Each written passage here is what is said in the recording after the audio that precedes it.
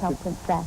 Elizabeth Emanuel and her husband David designed that fairy tale dress, every sequined and pearl sewn by hand. The dress, it was made in a silk taffeta, a very big skirt and big sleeves, and very much of the 80s. In the early days of her marriage, Diana was a fashion novice, playing it safe with frumpy prints and awkward, oversized hats and collars. But Elizabeth recalls that before long, Diana was determined to define her own sense of style. She would come to us, she would go to Vogue magazine and other people for advice on what to wear. She realized that very early on that people looked at her and they wanted to see what she was wearing. And Diana learned quickly. The world watched as she blossomed in the 1980s with figure-hugging dresses. She stepped out in plunging necklines, sensational off-the-shoulder gowns, and sophisticated suits.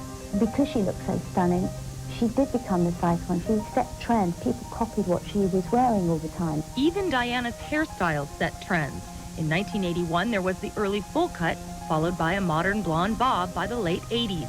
In 1995, she sent shockwaves throughout the fashion world with this slick back look. Last time at $45,000. And the legacy of Diana's style culminated at Christie's auction of 79 Diana dresses. $62,000 in the gallery. The Emanuels had 2 dresses in the collection. In many ways, the sale was a symbol of Diana's break with her royal past and marked the beginning of a new phase in her life. A life Elizabeth Emanuel says will never be forgotten. There'll never, ever be another Diana or anybody like her. It certainly was one of a kind, and Elizabeth tells us of the hundreds of wedding dresses that she's made over the years. No one has ever requested that she duplicate Diana's wedding dress. Extra special coverage from London will continue after this. $151,000. Now it's priceless. Tomorrow on Extra, how this woman feels about owning a piece of history. Diana isn't the first princess the world has loved and lost. Grace Kelly was an international sensation when she married Monaco's Prince Rainier. Ironically, both beauties died in car crashes. But what you may not know is that Grace was the first person to give Diana royalty lessons. Diane Diamond reports.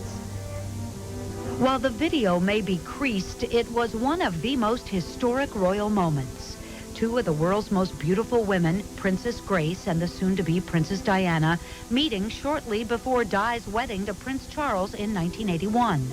In fact, this gala at the Royal Opera marked 19-year-old Diana Spencer's first official public appearance with the Prince of Wales. All of the press attention just really freaked her out.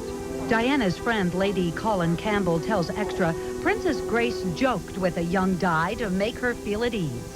Princess Grace held her hand and said, "Oh, my dear, don't worry. It will only get worse." It got worse for both women.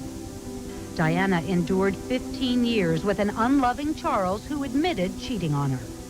And Grace's Monaco wedding was glamorous, but things went downhill from there. Prince Rainier wasn't Prince Charming by any means. Robert Lacey, author of the Princess of Monaco's biography,